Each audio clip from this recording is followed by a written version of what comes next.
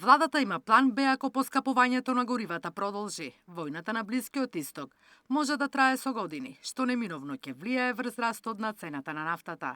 Затоа премиерот Мицкоски не ја исклучува можноста покрај намалената акциза да се интервенира и во делот на ДДВ. Планираме, имаме јасна стратегија, имаме јасен план. Според нашите анализи ова ќе потрае, може да потрае и неколку години.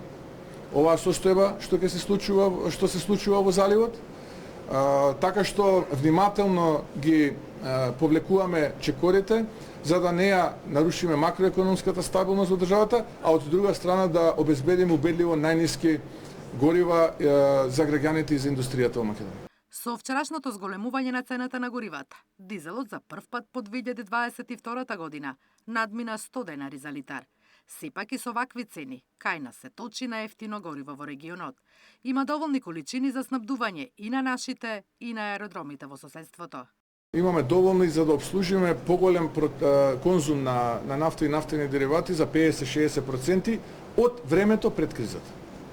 И не воведовме забрана.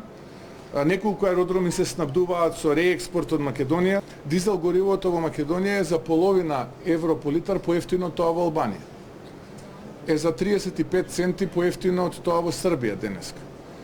Е од 30 до 50 центи по литар поевтино од сите држави во регионот. Грција, Хрватска, Словенија, БиХ, Црна Гора и така натаму. Без разлика дали станува збор за безоловниот или за дизелот. Опозицијската СДСМ пак критикува. Цената на горивата расте, а Мицкоски не презема ништо.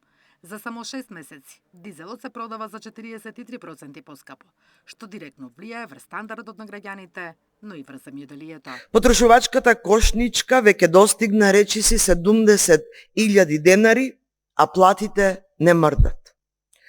Сега секој нов денар на лебот, млекото, зеленчукот и овошјето директно удира врз семејната трпеза.